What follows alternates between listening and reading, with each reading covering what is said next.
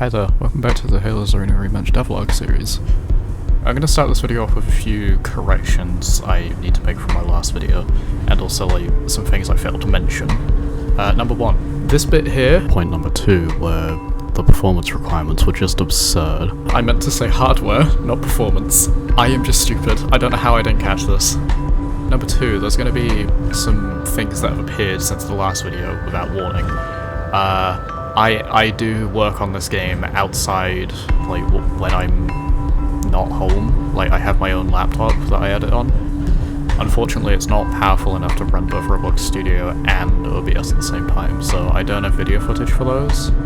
As of now, I'm currently not tracking changes I've made off-camera.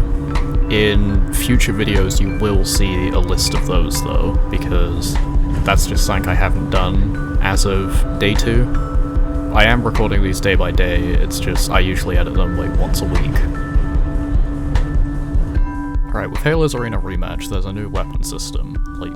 Instead of each weapon getting its own individual script, I'm now using the server to clone it over to every weapon, so there's one central script I can edit and have changes propagate to quickly.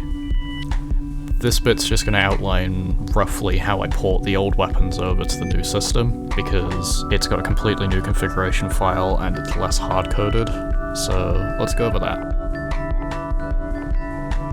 So step 1 is I open up all of the old files. You'll notice there's a script called NP7 or pistol server script and configurations. Those are the only 2 scripts that actually matter. So I open those 2 up, put them on the right side of my studio window, and then I make a copy of a new config file, and then what I do is I just take the values from the old configuration file and put them in the new one. Animations, they're handled under the server script, but in the new version they're handled under config files, so I just take them out the server script, put them in the config file. That's step 1 done. Step 2 is copying over any extra things that the gun might need, for example a custom bullet in the case of the Plasma Fusion 6, which I did before I even started talking about step 1 in the video, unfortunately. So if you want to go back, skip here. And then step 3, just give it a class, so the game knows what weapon it's working with, and what script to clone over, and you're done. Some weapons also have extra particles and stuff, again, the Plasma Fusion 6, which I have touched up, or in some cases just completely reworked. The muzzle flash is completely different for every normal firearm in the game.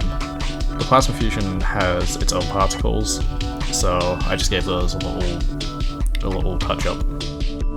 And also damage might be tweaked just a little bit.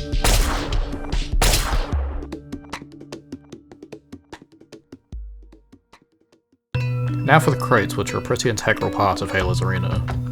I've decided to give them a complete rework, make them a little smaller, and completely change their open animation. Instead of the top popping off, they just collapse. I don't know, thought it might look cool.